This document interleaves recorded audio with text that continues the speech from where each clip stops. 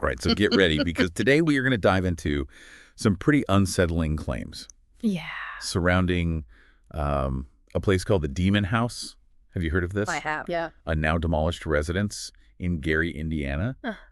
This place caught the attention of Zak Bagans, the paranormal investigator from Ghost Adventures, and he claims it's just unlike anything he's ever encountered. Wow. Our deep dive today centers around a recent interview where he details his experiences there. So the question is, what makes this house stand out, right, from all the other haunted locations he's investigated? Well, what I find really captivating about this case is Bagans' assertion that the house had this distinct impact on people depending on their gender, Oh, wow. even affecting electronic devices. Really? He alleges that men experienced significant psychological distress, while women, they seemed to be more susceptible to physical ailments, and then technology would just malfunction in the house. Hmm. So there's this gendered aspect to the haunting, which is pretty unique. Yeah, definitely. And it wasn't just a passing feeling for Bagans either. He claims to have experienced some lingering health issues after his time in the Demon House. Oh, wow. Like what? Things like double vision and persistent migraines. Hmm. And he even consulted multiple doctors, but all the tests came back normal. Interesting. Yeah. Yeah, so it's like something's going on, but they can't figure out what. Right. And that really sets this case apart from your typical haunted house stories, right? I mean, he's describing something that seems to have had a real physical impact on him. Yeah, yeah. And I've seen a lot of Bagans investigations, and they're usually high energy, Yeah. packed with equipment. Lots of yelling. Yeah, and they involve kind of provoking the spirits. Yeah. But with the Demon House, he took a totally different approach. So what prompted that change? So instead of his usual active approach, he chose to board himself up alone inside the house. Oh, wow. And he relied primarily on stationary cameras and a handheld camera for himself. So yeah, it was more about quiet observation, almost as if he wanted to see what would happen without his usual energetic probing. So he was kind of letting the house dictate the terms of the investigation this time. It seems that way, yeah. But then he decides to demolish the house. I mean, that's not your typical response to a haunting, No, not at all. is it? No, it's a drastic step. Hmm. And it speaks to the level of concern he felt. He believed the house was so dangerous, so harmful, that tearing it down was the only way to stop whatever was happening there. He even cites, the negative experiences of virtually everyone who entered the house, including police officers and even a physician. So he felt a sense of responsibility, not just for his own well-being, but also for the safety of others. Exactly. But then he goes on to bring up this concept of a portal to hell. I mean, that's a whole other level of unsettling, It certainly is, yeah. isn't it? During those initial investigations by the police and Child Protective Services, some really unusual objects were found buried beneath the stairs. Like what? Things like panties, children's socks. They even found a detached fingernail. Oh, Yeah. So Bagans and some others, including an exorcist named Father Mike Maginot, they interpreted these items as potential signs of dark rituals or curses, so that we're not just talking about ghostly apparitions here, right? Right. There's this implication of malevolent human activity interwoven with the paranormal. Exactly, yeah. And Bagans believed that by destroying the house, he might be able to sever whatever connection existed to this darker energy, this entity. Mm. He even states that he doesn't think demolition completely eradicated the demons or forces. Oh, really? But he saw it as disrupting a cycle of harm. This brings up some really interesting questions, Yeah.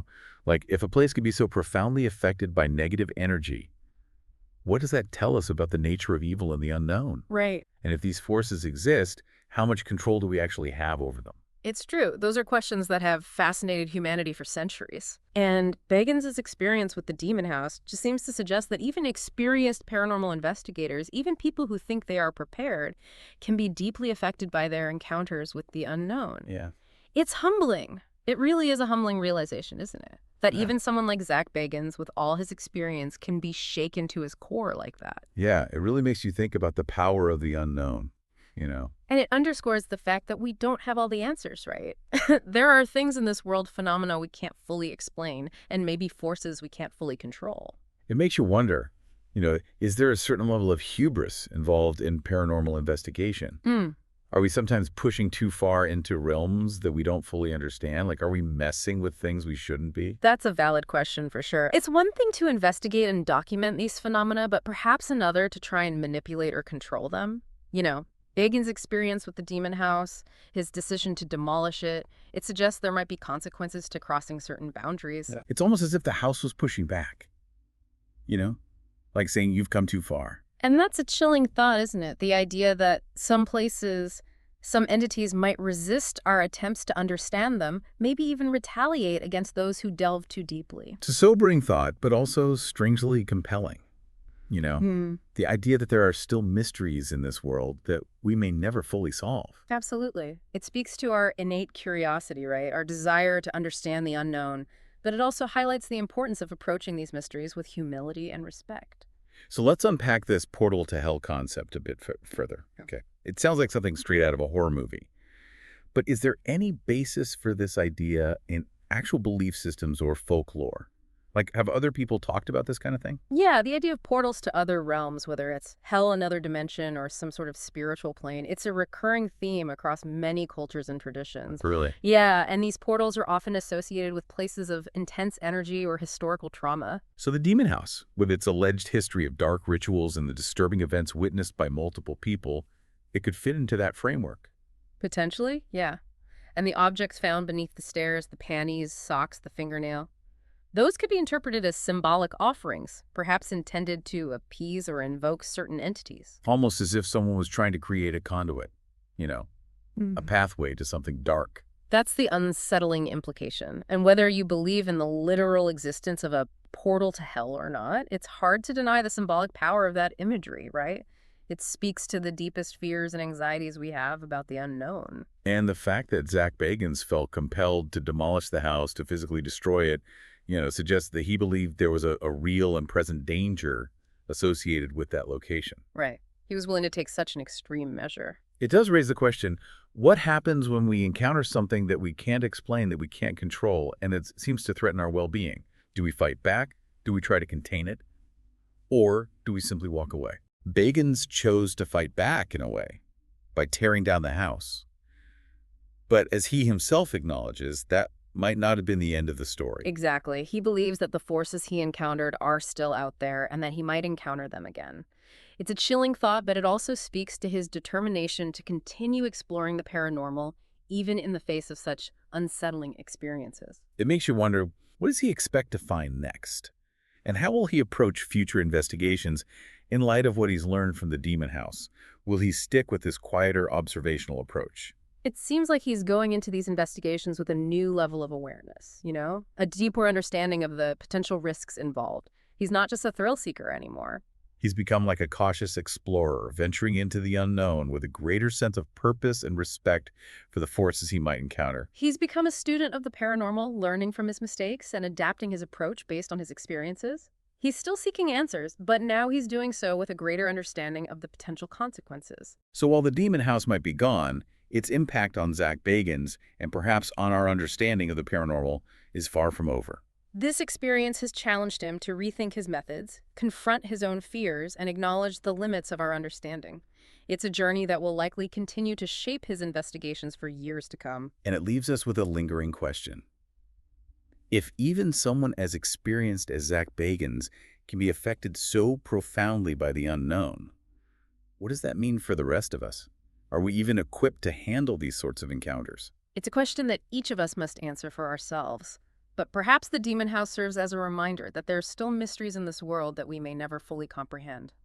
And that maybe sometimes the most important thing is not finding the answers, but respecting the unknown and acknowledging the limits of our own understanding. It also makes you think about the different ways people react when confronted with the unexplained right. Some are drawn to it like Zak Bagans, while others want to avoid it altogether. It's true, and there's no right or wrong answer. Our individual beliefs, experiences, and perhaps even our wiring play a role in how we respond to these things. What fascinates one person might terrify another. But let's go back to the demon house for a moment. It wasn't just Bagans who claimed to experience negative effects, right? He mentions other people being impacted as well, including police officers and a doctor. That's a crucial point. No. If multiple people from different backgrounds and with presumably different levels of skepticism report similar experiences, it adds a layer of credibility to the claims. It's harder to dismiss it as just one person's imagination or delusion. And some of those experiences, like the alleged physical ailments and the psychological distress reported by men, sound truly disturbing. It wasn't just about feeling spooked.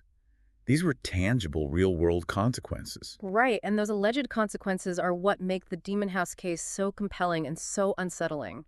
It raises the stakes beyond the typical ghost hunt or paranormal investigation. We're talking about potential harm, both physical and psychological. So if we entertain the possibility that something genuinely malevolent was at play in that house, what does that tell us about the nature of evil itself? Is it something that can attach itself to places, objects, even people? That's a question that has been debated for centuries by philosophers, theologians, and yes, even paranormal investigators. Some believe that evil is an external force, a demonic entity or a negative energy that can influence our world. While others might see evil as more of a human construct, a manifestation of our own darkness and capacity for cruelty. Exactly. And it's possible that both perspectives hold some truth. Perhaps evil can exist both as an external force and as an internal struggle within ourselves. It's a complex and disturbing thought, but one that's worth pondering, especially if we're going to explore the world of the paranormal and attempt to understand the forces that might be at play. Absolutely. We can't just focus on the evidence and the phenomena themselves. We also have to grapple with the ethical and philosophical implications of what we might find. And perhaps most importantly, we need to approach these investigations with a healthy dose of humility and respect. Zak Bagans' story serves as a reminder that the unknown can be powerful, and that sometimes the most courageous act is knowing when to step back and acknowledge the limits of our understanding. So as we wrap up our deep dive into the Demon House, we leave you with this final thought. What do you believe? Is there a realm beyond our perception where malevolent forces might reside? And if so, how do we navigate that realm responsibly and with the necessary caution? We encourage you to explore these questions, to consider the evidence, and to form your own conclusions. But always remember, in the world of the paranormal, sometimes the most frightening thing isn't what we find, but what we might unleash. It's interesting, isn't it, how the Demon House case kind of throws a wrench into our usual understanding of haunted locations. We typically think of ghosts as, being tied to a specific person or event. But this just feels different. It does, yeah. It's almost as if the house itself was the entity, Yeah. radiating this kind of malevolent energy that just affected everyone who came into contact with it.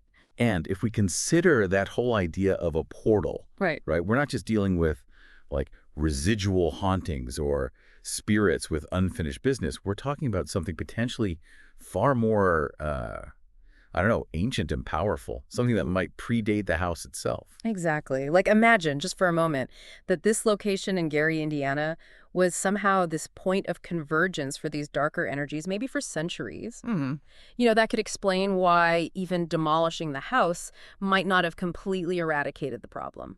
It's like trying to, patch a hole in a dam when the whole structure is compromised. Right. You might stop the immediate flow, but the pressure is still there, Yeah. waiting for another weak point to exploit.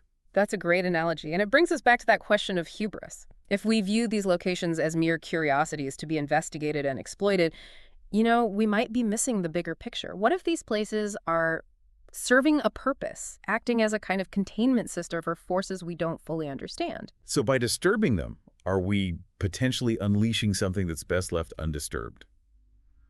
But Bagans himself admitted that he felt this sense of foreboding after the demolition. Like he might have awakened something he couldn't control. Yeah, it's a cautionary tale for sure. Makes you wonder if there are other demon houses out there, places that are best left alone, or, if we have to investigate them, how do we do so with the proper respect, the proper understanding? Maybe it's about shifting our perspective a bit. Instead of viewing these locations as something to conquer or exploit, we should approach them with humility and a willingness to learn. Yeah, I like that. Perhaps the most valuable lesson we can take from the demon house is that sometimes the greatest discoveries come not from what we find, but from the questions we're forced to ask ourselves. Questions about the nature of evil, the limits of our understanding, and our place in a universe that might be far stranger and more interconnected than we ever imagined. Absolutely. Well, we hope this deep dive has given you some food for thought and maybe even a little shiver down your spine. A healthy dose of creepiness. As always, we encourage you to keep exploring, keep questioning, and keep an open mind to the mysteries that lie just beyond our perception. Thanks for joining us on the Deep Dive.